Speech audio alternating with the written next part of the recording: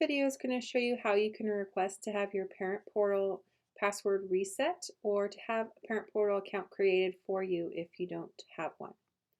So just going to go to cmicharter.org, our CMI website, and go to the Parents drop-down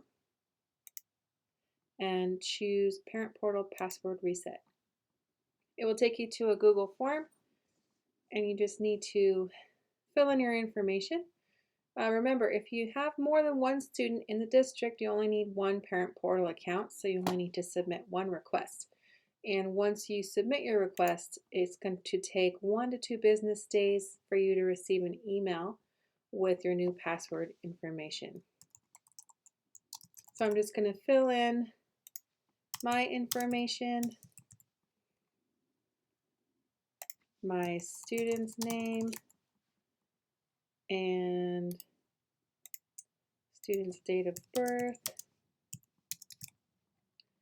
And you can say if you want your password reset or if you need a new account created.